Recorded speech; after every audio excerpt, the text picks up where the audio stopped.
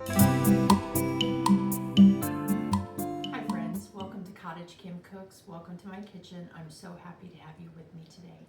My name is Kim if you are new, and if you are not new, thank you for returning. So today we are going to make a vegetable soup requested by my family because it has gotten cold here.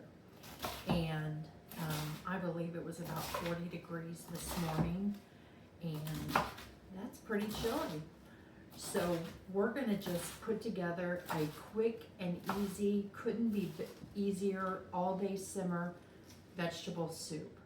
And we like cabbage in our soup. If you're not a cabbage fan, do not put it in, but we like cabbage in our soup, so we're gonna go ahead and add that cabbage in. And I'm gonna add a good amount of cabbage. And this is mostly using all frozen vegetables. The only thing fresh that I'm adding this time is the cabbage. I'm not even going to use fresh onion. I bought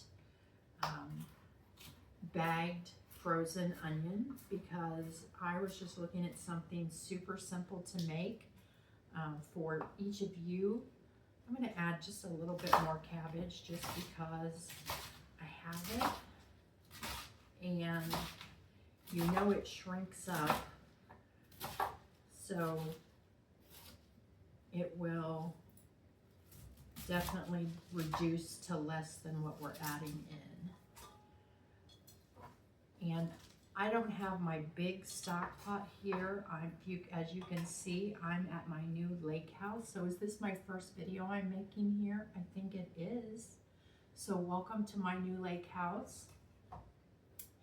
And I am going to add just about a half a bag of each of these things. So let me start with, I did use canned potatoes, diced potatoes.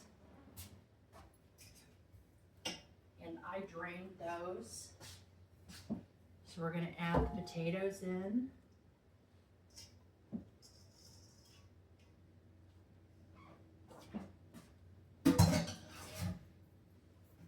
I didn't know if you could use diced Southern style hash browns because those are cubed frozen. I didn't know if you could use those, so I didn't get those. But I don't know why you wouldn't be able to use those.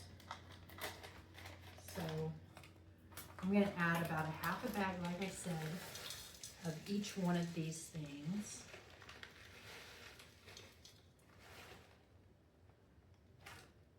Actually, you know what? I'm going to add the whole bag of onion because we like onion a lot.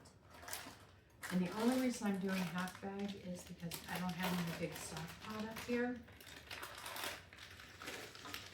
So now I'm adding frozen green beans. You know what?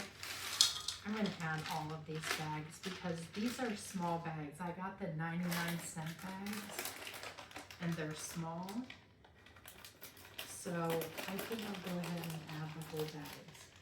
And now I'm adding lima beans because we love lima beans.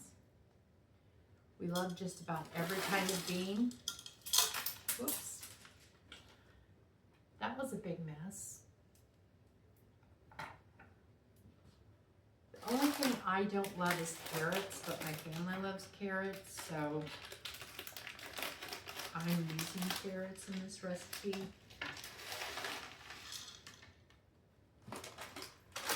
And I'll just pick them out.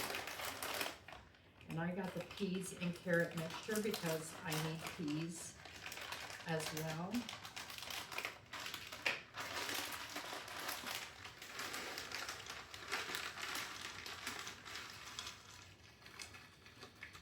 It's going to be tight.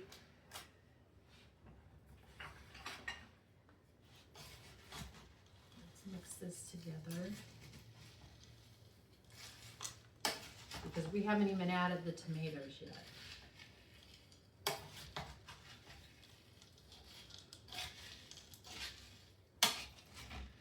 So I think I might need it to cook down a bit before I add the tomatoes, and that's okay because the tomatoes are already cooked. We're using canned tomatoes. Now, here's my secret ingredient. I use some V8 or vegetable juice. You could use vegetable broth.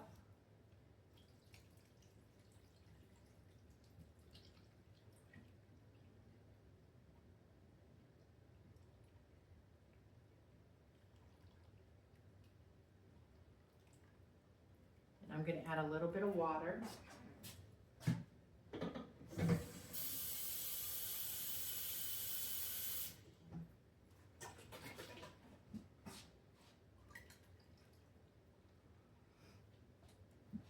And then I have one more secret ingredient, and that is better than bouillon.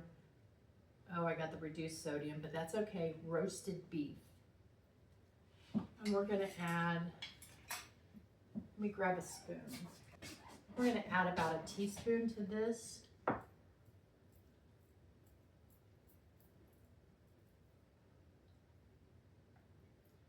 then we'll mix it up well as it's cooking.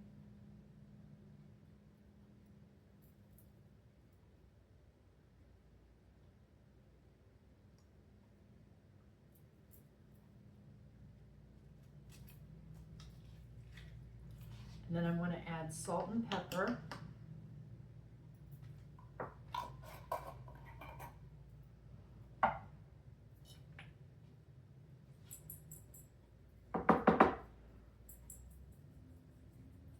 You want to add a good amount of salt and a good amount of pepper.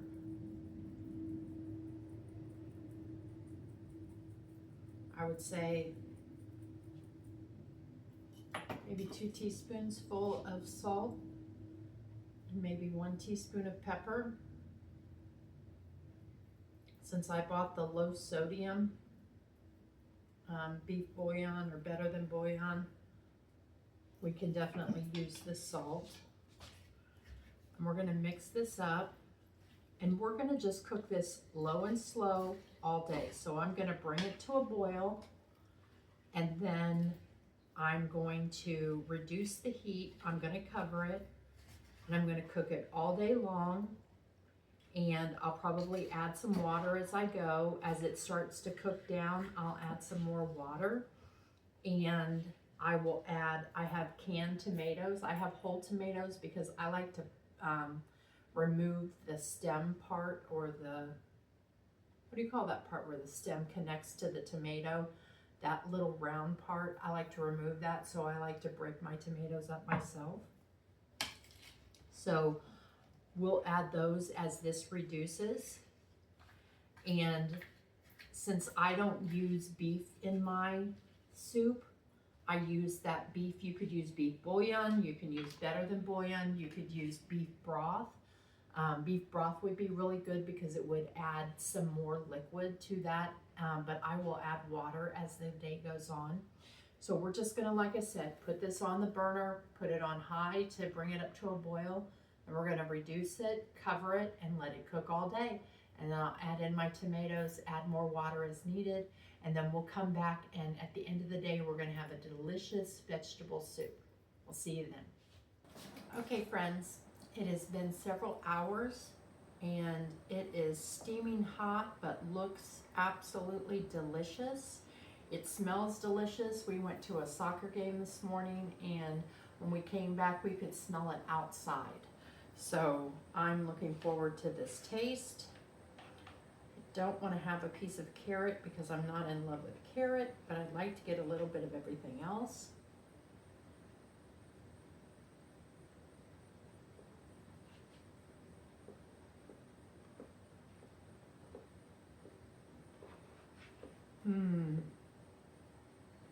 That is so good. There's something giving it a sweetness. I'm not sure if that's the cabbage, or I don't normally put carrots in my vegetable soup because I'm not a fan of cooked carrots. So it could be the carrots that are giving it that taste. I can tell there's a savoriness that's coming from that better than bouillon. And it has just the right amount of salt, just the right amount of pepper, maybe a little bit more pepper than I would normally eat, but my family eats a lot of pepper, so I think that it will be enjoyed. but it is spot on good. If you wanted to add beef to this instead of the Better Than bouillon, you could do that. You could cook it with a chuck roast or even ground beef. You could do that. It's very, very good.